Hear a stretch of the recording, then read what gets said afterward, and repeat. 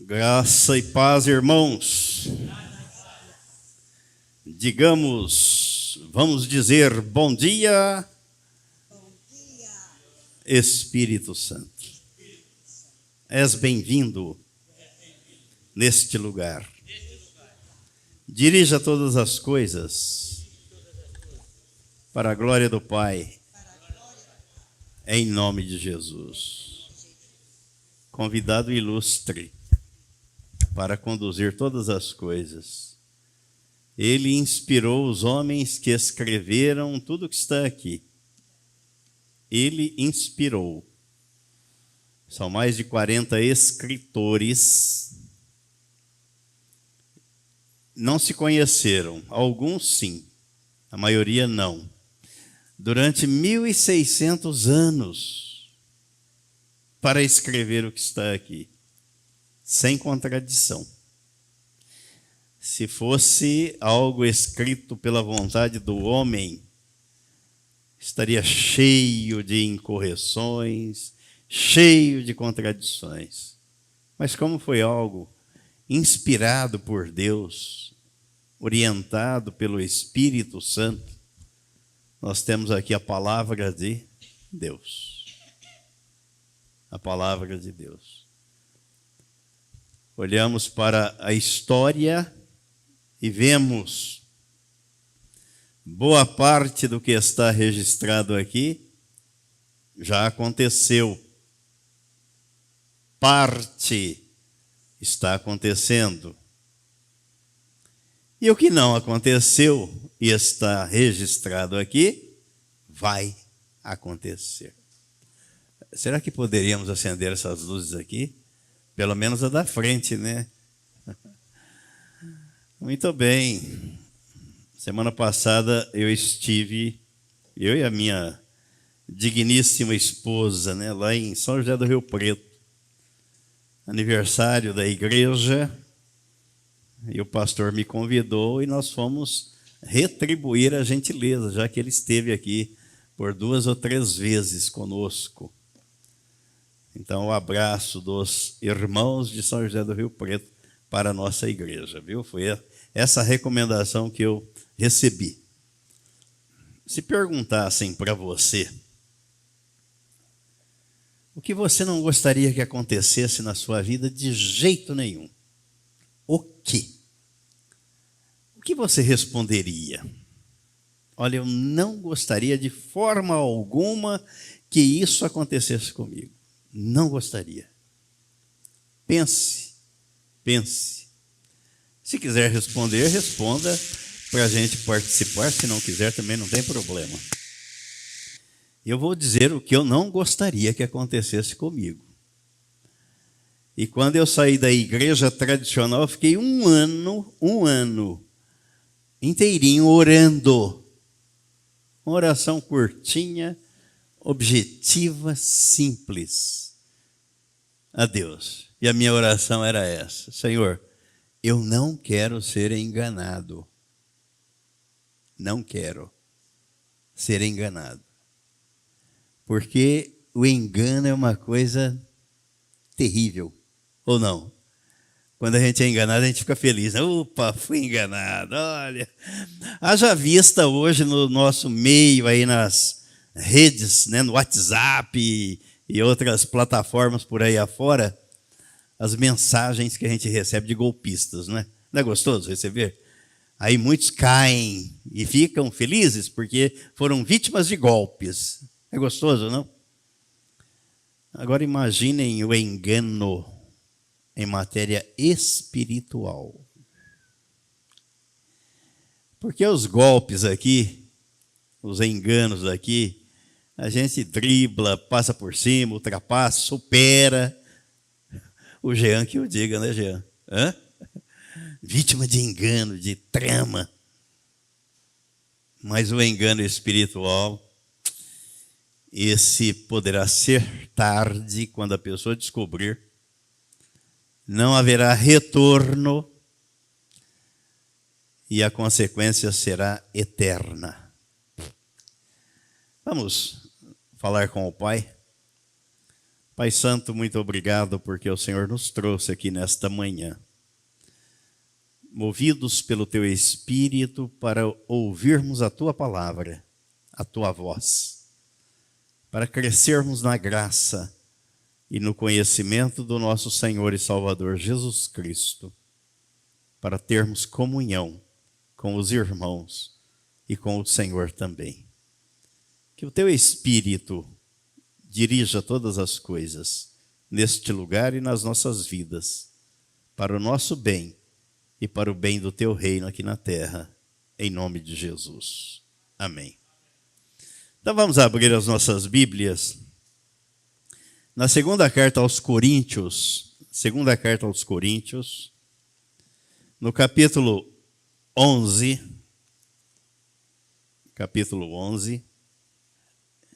eu vou ler em duas versões, porque a versão King James, ela traz algumas palavras que a versão Almeida não contém, não contemplou. Vou ler a versão Almeida primeiro. 2 Coríntios, capítulo 11, versículo 3. Versículo 3. Mas receio que, assim como a serpente enganou a Eva com sua astúcia, assim também sejam corrompidas as vossas mentes. Presta atenção nessa palavra, mente. E se apartem da simplicidade e pureza devidas a Cristo. Agora vou ler na versão King James. Diz assim: entretanto, receio que, assim como a serpente enganou Eva com sua astúcia, também a vossa mente seja de alguma forma seduzida e se afaste da sincera e pura devoção a Cristo. Podem assentar. Por que o apóstolo Paulo, o autor desta carta, e da carta aos Romanos, eu chamei a atenção para a palavra mente. No capítulo 12 de Romanos, os versículos 1 e 2, ele escreveu assim, vou ler na versão King James. Portanto, caros irmãos, rogo-vos pelas misericórdias de Deus, que apresenteis o vosso corpo como um sacrifício vivo, santo e agradável a Deus, que é o vosso culto lógico. Nós viemos aqui, estamos aqui. Estou me apresentando, o meu corpo está aqui. Não estou online à distância e dizendo que é a mesma coisa. Para quem não pode vir, uma maravilha a ferramenta. Mas para quem pode, ele está dizendo, apresenteis o vosso corpo para a prestação do culto lógico, que tem lógica. E na versão Almeida diz racional, com raciocínio, com entendimento, com inteligência. Aí ele diz o versículo 2. E não vos amoldeis ao sistema deste mundo. O mundo tem um sistema que governa. Pouca gente presta atenção nisso. Pouca gente vai atrás disso, investiga e percebe que existe um sistema que governa o mundo. E não é pela palavra, não é, mas é de acordo com o príncipe do mundo, que Jesus se referiu a ele. Aí vem o príncipe do mundo. Eu nada tenho dele, nem ele de mim. Um sistema. Não vos amoldeis ao sistema deste mundo, mas sede transformados pela renovação das vossas mentes. A mente tem que estar num processo de renovação diário. Todos os dias. Todos os dias. Por quê? Ele completa aqui. Para que experimenteis qual seja a boa, agradável e perfeita vontade de Deus.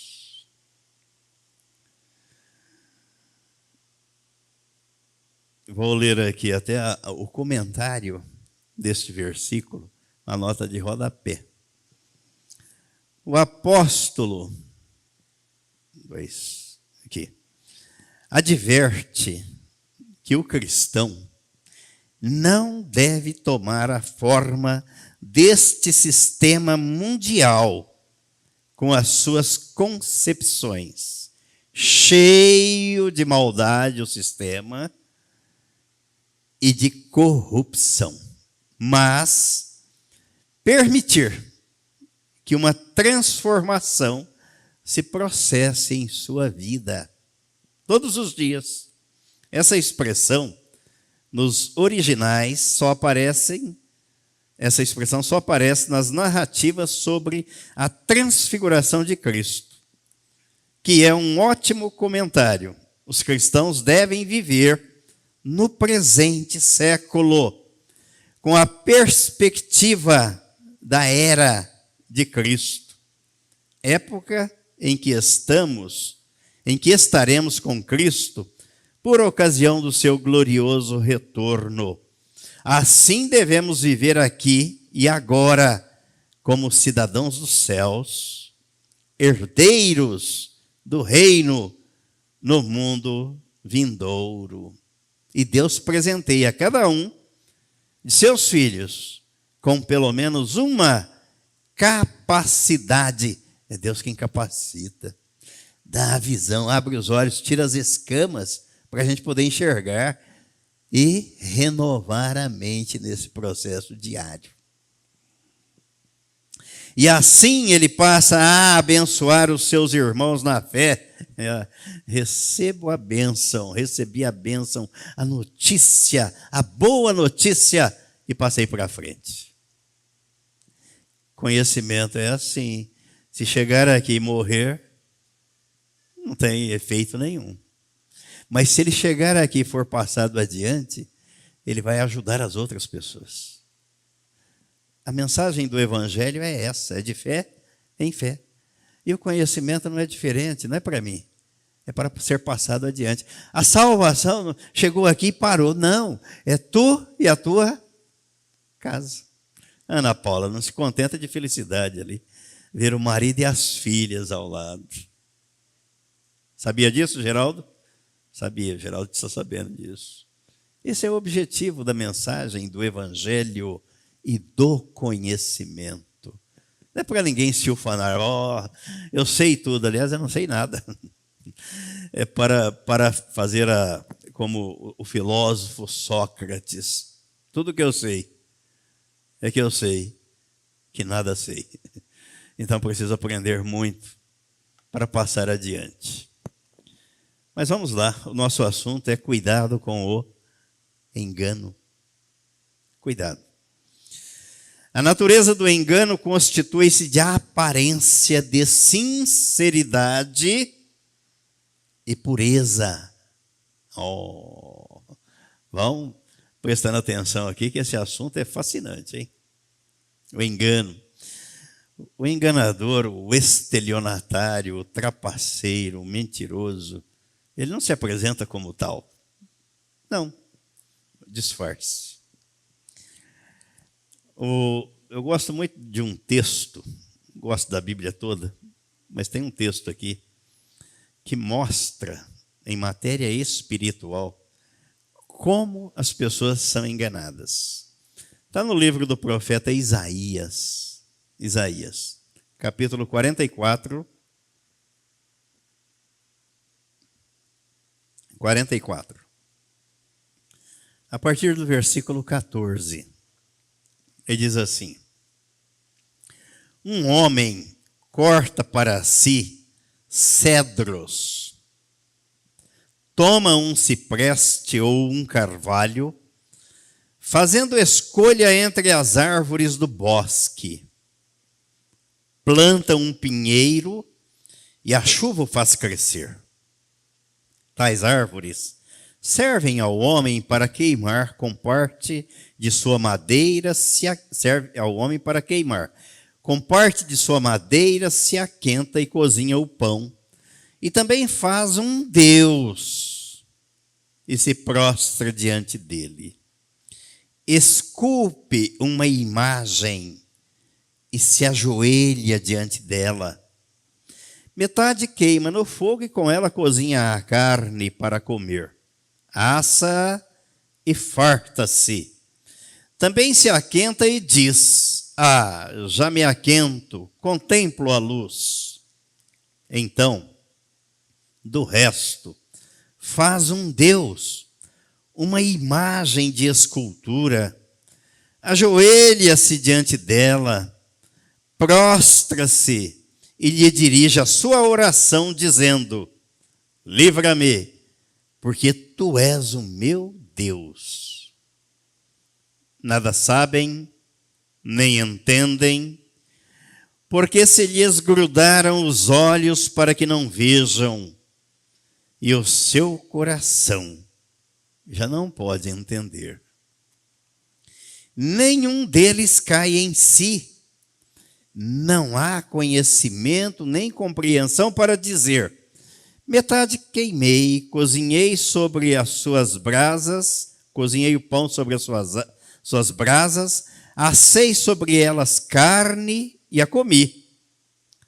E faria eu do resto uma abominação?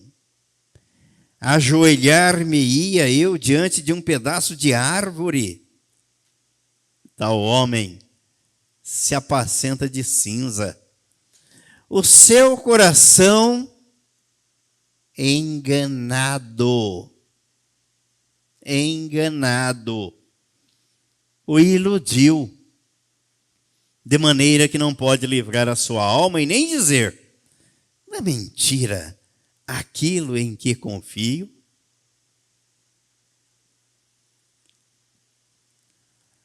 Minha mãe está aqui como testemunha viva. Quando eu era criança, pensem em imagem de tudo quanto é santo. Eu tinha. Na cabeceira da minha cama, tinha uma imagem de ferro assim, ó, São Benedito. Eu levava na escola. Criança. Punha na ponta da carteira. Na ponta da carteira, a imagem. Eu ia com a minha mãe nas procissões, nas novenas. Ia nas missas, eu ia com ela. Ia. Mas eu nunca tinha lido a Bíblia. Aliás, eu não tinha Bíblia. Não tinha lido a Bíblia. Fui ler a Bíblia quando eu tinha 20 anos de idade. 20 anos. Aí que eu fui ler a Bíblia, por intermédio da minha mulher, né? Que era evangélica, fomos à igreja tradicional, atendia ao apelo do seminarista, mas não conhecia a mensagem do evangelho. Então eu ganhei fome pela Bíblia e li 2 vezes inteirinha, capa a capa, e estudos, né? Há 21 anos que eu sou pastor, fazendo estudos, pregações e mensagens da Bíblia. Então o meu coração estava enganado, a ponto do que o profeta disse aqui, no versículo 20. Tal homem se apacenta de cinza. O seu coração enganado o iludiu, de maneira que não pode livrar a sua alma e nem dizer: não é mentira aquilo em que confio. Não é mentira acreditar numa imagem feita pelas mãos do homem. Se o homem faz a imagem, como é que a imagem vai poder livrar o homem de alguma coisa? Mas aí os defensores dizem assim: não, A imagem é como a fotografia. É a lembrança.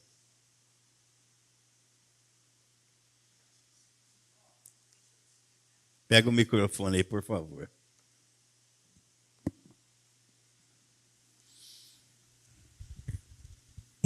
O negócio é o seguinte, a cegueira é tanto, mas tanto, e como que o diabo cega as pessoas.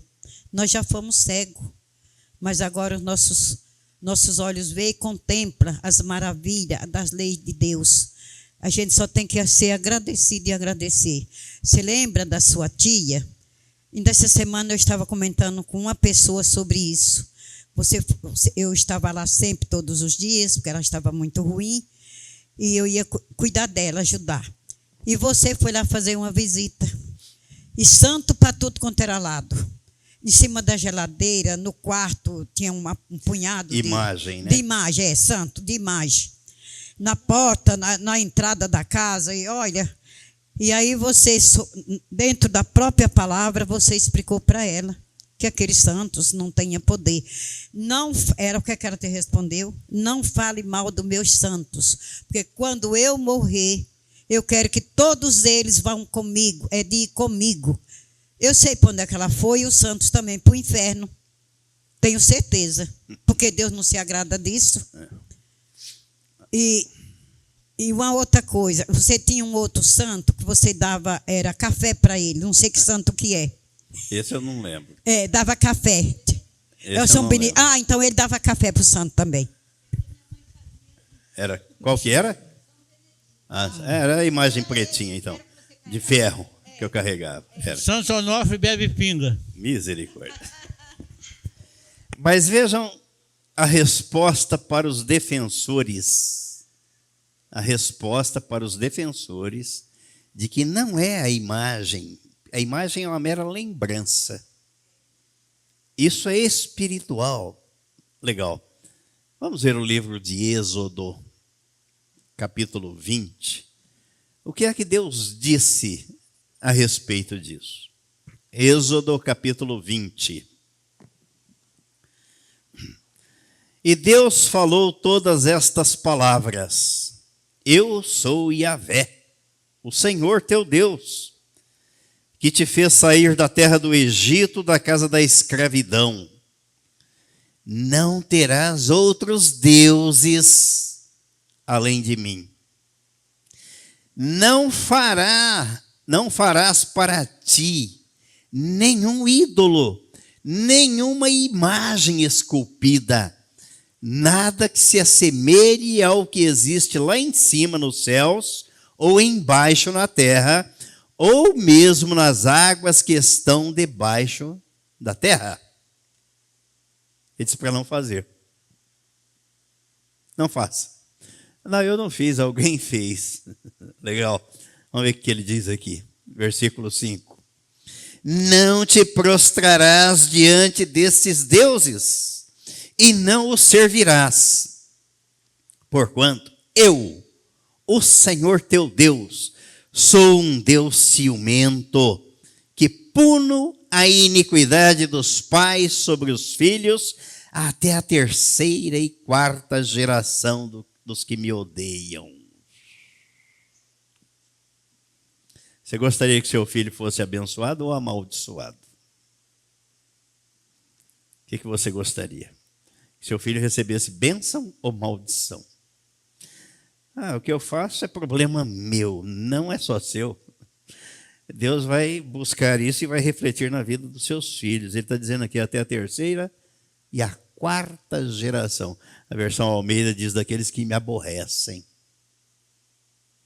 Ele vai visitando.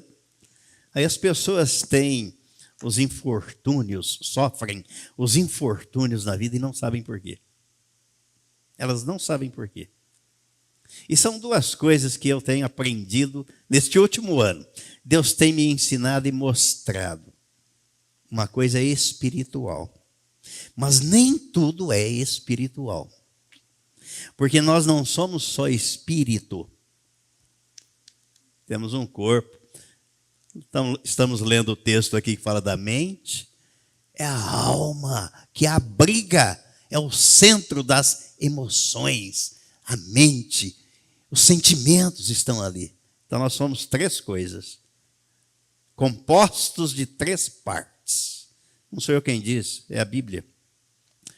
Deus da paz vos santifique em tudo, corpo, alma e espírito. E muitos equivocadamente, erroneamente, acham que resolveu o problema espiritual, está tudo resolvido. Não está. Você começou a jornada, começou a caminhada. Eu estou terminando de ler um livro, Debaixo das Suas Asas, John Bevere, o escritor. Vale a pena. Debaixo das Suas Asas. Vale a pena. Sabe por quê? Porque olha aqui, a maldição que Deus vai visitar na geração. Olha Deus insistindo aqui em dizer, eu sou o Senhor, eu sou teu Deus. O livrinho, o tema não foi por acaso, né? Você conhece o Deus da Bíblia, você conhece, você sabe quem é. Eu tenho informações de Deus, já ouvi, como Jó.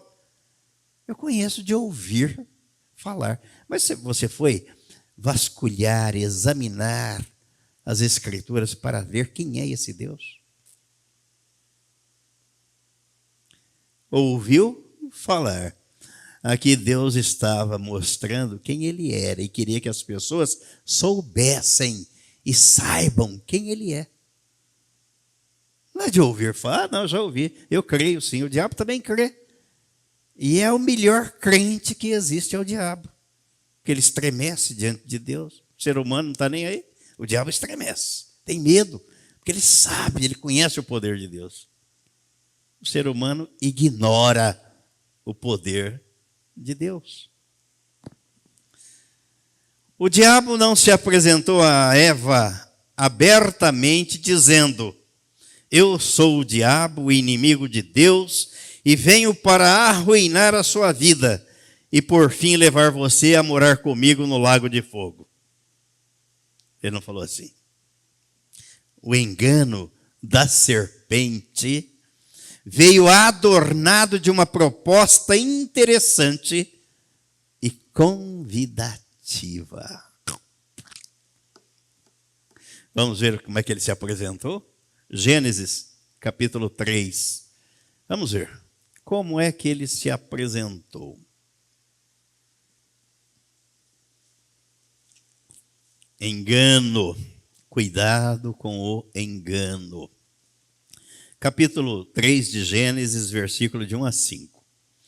Mas a serpente, mais sagaz que todos os animais selváticos que o Senhor Deus tinha feito, disse à mulher, é assim que Deus disse, não comereis de toda a árvore do jardim? Foi assim que ele falou? Respondeu-lhe a mulher, do fruto das árvores do jardim podemos comer, mas do fruto da árvore que está no meio do jardim, disse Deus, dele não comereis, nem tocareis nele, para que não morrais. E não foi isso que Deus disse. Não foi isso. Mas isso era o que ela tinha em mente, porque ela recebeu a informação de Adão. E quando Deus passou a informação para Adão, ela não existia, ela não tinha sido formada ainda. E ela não se deu ao trabalho de perguntar para Deus, como é mesmo que o Senhor disse para o meu marido a respeito da árvore que está no meio do jardim? Qual é a mensagem realmente? Fala comigo. Fala para mim. Ela não fez isso. Versículo 5. Porque Deus sabe que no dia em que dele comerdes, certamente se vos abrirão os olhos, e como Deus sereis conhecedores do bem e do mal. Qual palavra prevalece? A do versículo 4. Então a serpente disse à mulher, é certo que não morrereis. Ou a palavra de Deus, se vocês comerem, morrem. A qual palavra Adão e Eva deram ouvido? Adão sabia, hein? Porque Deus revelou para ele. Ele contou para Eva, compartilhou com Eva. Mas quem recebeu a revelação foi ele.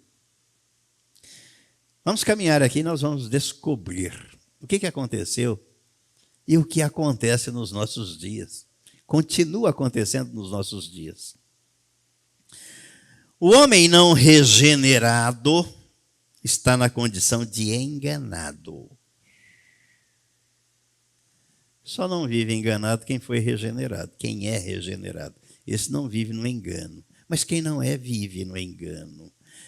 Há muita gente boa dizendo-se regenerada, enganando-se a si mesmo. Mas esse papel de julgamento não é nosso, é da palavra. É da palavra. Segunda carta a Timóteo, no capítulo 3, versículo 13, está escrito assim: mas os homens perversos e impostores irão de mal a pior, enganando e sendo enganados. Você sabia que tem muita gente que gosta de ser enganada? A minha oração diante de Deus sempre é essa: Senhor, eu não quero ser enganado. O Senhor me mostra a verdade. Eu não quero caminhar no engano. Me causa revolta saber que fui enganado. Mas tem muita gente que gosta do engano, porque não busca a verdade, então se acomoda no engano. Ah, tá bom assim, eu sei, mas não tem problema, deixa quieto. O religioso vive enganado. O religioso vive enganado. Vamos ver o que o apóstolo Paulo escreveu na carta aos Romanos, no capítulo 10, versículos de 1 a 4. Romanos, capítulo 10, versículos de 1 a 4. Irmãos, a boa vontade do meu coração e a minha súplica a Deus a favor deles são para que sejam salvos, porque lhes dou testemunho de que eles têm zelo por Deus, porém não com entendimento. Pessoa que tem uma religião, não importa qual seja, ela é zelosa, ela tem zelo. Ela trabalha com dedicação e afinco, ela se dedica àquilo. Mas o apóstolo Paulo está dizendo, falta entendimento. Falta entendimento. Versículo 3. Porquanto, desconhecendo a justiça de Deus e procurando estabelecer a sua própria, não se sujeitaram à que vem de Deus. Qual é a justiça de Deus? 2 Coríntios 5, 21. Ele se refere a Jesus dizendo, aquele que não conheceu o pecado, Deus o fez pecado por nós, porque nos incluiu no corpo dele na cruz.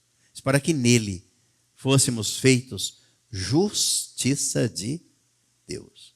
É o desconhecimento dessa justiça, da inclusão do pecador no corpo de Cristo, da morte para o pecado no corpo de Cristo, que leva as pessoas a viverem no engano. Estão enganadas, são zelosas, são dedicadas. O apóstolo está dizendo aqui, a boa vontade do meu coração e a minha súplica a Deus, para que eles sejam salvos. Mas eles estão numa igreja, eles têm uma religião, são praticantes, e ele está dizendo, mas eles não conhecem a justiça de Deus. É essa justiça de Deus que traz a salvação, não é a religião do homem. Aí ele finaliza no versículo 4. Porque o fim da lei é Cristo, para a justiça de todo aquele que crê. Então, creio que fui participante da crucificação do meu velho homem, juntamente com Cristo, da morte da minha natureza pecaminosa no corpo de Cristo e da ressurreição do novo homem juntamente com Cristo. Esse é o evangelho que Jesus mandou pregar. Foi a obra que ele consumou na cruz. O temor do apóstolo Paulo ao escrever aos Coríntios, o texto de 2 Coríntios 11, o versículo 3 que nós estamos refletindo aqui, texto base da nossa meditação. 2 Coríntios, capítulo 11, versículo 3. Entretanto, receio que assim como a serpente enganou Eva com sua astúcia, também a vossa mente seja de alguma forma seduzida e se afaste da sincera e pura devoção a Cristo. Esse temor não era que eles rompessem de forma aberta e completa com Cristo, mas que se afastassem paulatinamente da simplicidade e da pureza daquilo que haviam aprendido. Se fossem seduzidos por estranhas invenções e doutrinas de falsos mestres. No engano, as falsas doutrinas são pregadas como se fossem verdades. Tem uma aparência, uma casca de verniz, uma aparência de verdade. Alguém já disse que de todas as artes, a mais bela é a de saber disfarçar. Quanta gente dissimulada no meio religioso. Quanta gente escondida atrás da capa da religião. E até no nosso meio, hein? Decorando os 5 pilares do Evangelho. Cristo me atraiu, fui crucificado, morri para o pecado, fui sepultado e renasci, ressurgi, ressuscitei juntamente com Ele, da boca para fora. Mas lá dentro o coração não foi trocado coisa nenhuma. Aí Jesus disse que a gente só conhece tais pessoas pelo fruto. Pelo fruto, pelo que elas fazem. Eu não conheço o coração, a intimidade, o íntimo de ninguém, só Deus conhece. Mas eu vejo o que as pessoas fazem. Eu vejo. E daí a minha preocupação em tentar ajudar essas pessoas. Mas a gente só ajuda quem quer ajuda. Quem não quer ajuda, não dê água para quem não tem sede, nem comida para quem não está com fome, nem ajude quem não te pedir ajuda. São umas regras que funcionam na prática. Eu não estou te pedindo ajuda, eu não quero a sua ajuda. E a gente vai ficar com a cara grande, né? De fato, tem razão. Tem que respeitar, porque Deus respeita. Se Deus não respeitasse, Ele colocaria todo mundo no reino dele. Mas Ele não põe. Ele só põe no reino dele aqueles que nascem de novo. Foi Jesus quem disse isso. Se alguém não nascer de novo, não pode entrar. Não entra pela força. Não é goela abaixo. É pelo Espírito, convencendo o pecador do pecado, da justiça e do juízo de Deus. No mundo animal, o predador se disfarça para atrair a presa. Eu não sei quantos gostam, eu gosto. Eu prefiro ver aqueles programas lá de Discovery, National Geographic, sabe, da natureza. E minha mulher fica encabulada comigo. Mas só vê isso. Eu falo, pelo menos ali eu estou vendo como é o comportamento dos animais e do animal Homo sapiens, que não muda muito não. Tanto não muda que nós temos aqui atrás, ó, chamado cérebro reptiliano, de réptil. Estranho, não? Mas temos. Por que tem muito marmanjo? Ou muita gente, aí não é só marmanjo, muita gente que age, parece que como selvagem, como irracional. Porque está aqui, ó, cérebro de réptil, reptiliano. É um instinto. Ou eu ataco ou eu fujo. É um instinto natural dos predadores. Por que um animal, um cachorro, uma cobra te ataca se você for mexer com eles? É o instinto dele. Ou então, eles fogem. É um instinto. Então, nós temos esse instinto. Só que nós, seres humanos, somos dotados do cérebro límbico, racional, aliás, aqui o emotivo, de emoções, e o límbico emotivo. E aqui o neocórtex, ou racional do lado esquerdo. Aí nós temos que juntar os três. O reptiliano, o límbico e o neocórtex. O selvagem, o emocional e o racional. O equilíbrio. Quem é que dá o equilíbrio? O Espírito Santo. Domínio próprio, fruto do Espírito Santo. É ele que equilibra as coisas. Então não podemos ser o chorão, só emoção, se derrete. Também não podemos ser aquela geladeira ou iceberg, frio, indiferente. O lado esquerdo. Temos que ter equilíbrio.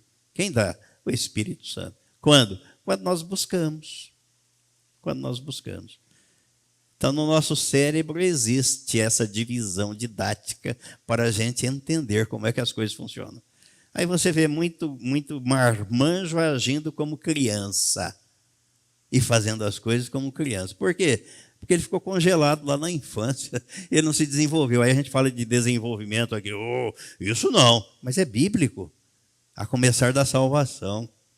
Desenvolver a salvação, desenvolver a mente, renovar a mente. Isso é fascinante. Nascemos sabendo isso? Não, eu aprendi no último ano. Depois de 66, né? Porque eu estou com 67. Depois de 66 anos eu fui aprender isso. Fez bem? Faz bem? E estou ajudando quem me procura e precisa de ajuda e quer ajuda. E a gente vê o resultado. Para mim? Não. Para a glória de Deus e para o bem da pessoa. Porque as pessoas sofrem. Sofrem sem saber por que elas sofrem. Sofrem por coisas triviais. Coisas bobas. Sofrem. Mas sofrem. E não sabe como resolver o problema. Mas eu já nasci de novo. No espírito. Na carne não, porque ela continuou aí, ó. Por que você vai ao médico? Não deveria ir ao médico, já nasceu de novo, é nova criatura, por que você vai ao médico? E ainda ora para que Deus use o médico e o remédio, e abençoe o remédio que você vai tomar. Por que você faz isso? Não deveria fazer, já é uma nova criatura. A gente precisa entender as coisas. Eu sou nova criatura no espírito. Mas a minha carne está aqui, ó, sujeita às doenças, às dores, às enfermidades. O meu emocional, desde o útero da minha mãe, eu trouxe e vim acumulando um monte de coisas ao longo da vida. E tem coisa lá que precisa sair, ser eliminada. Ó, em inglês, wake up. No português, acorde. Vamos acordar. No mundo animal, o predador se disfarça para atrair a presa. Camufla o máximo que pode e quando a presa percebe, é tarde. As vítimas mais atentas conseguem se desvencilhar das garras do predador.